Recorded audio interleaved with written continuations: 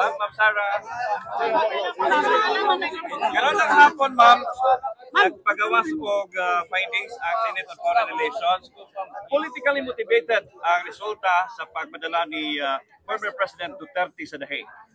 Oh yes, clearly walay other motive ang ato ang gobyerno kundi tungod sa politika, tungod sa midterm elections ug tungod sa 2028 elections.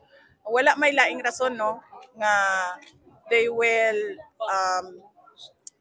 sa tawag gani kanang kidnap or kuha or dukot or kuot sa ato ang dating Pangulong Rodrigo Duterte dinhi sa ato ang nasod niya. Dado nila dito sa laing nasod niya ipakulong sa mga dayuhan. Kundi kana lang yun.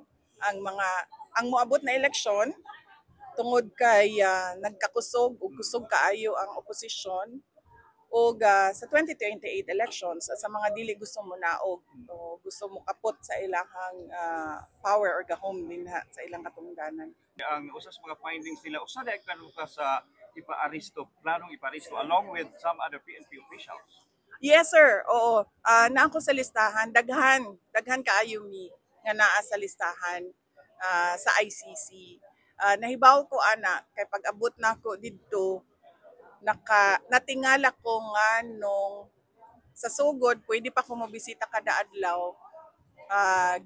Giundang nila pagkahuman ilahan ang gina-record ang mga ginaistoryahan namo ni Pangulong Duterte. So nasabtan ako nga nagapaminaw sila sa amo ang ginaistoryahan kay ang ilahang huna-huna ang amo ang ginaistoryahan kung unsa ang kaso o unsay ginabuhat nato sa kaso dinhi sa Pilipinas o mga strategy sa kaso.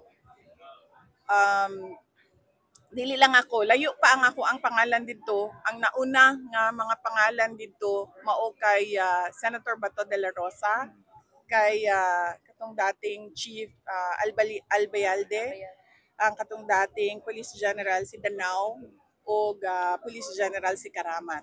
Naapo dito ang pangalan ni Bongo. Mauna usas ila bago ako.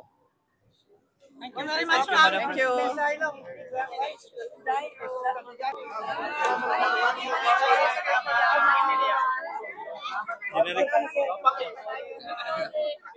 Picture, ma'am.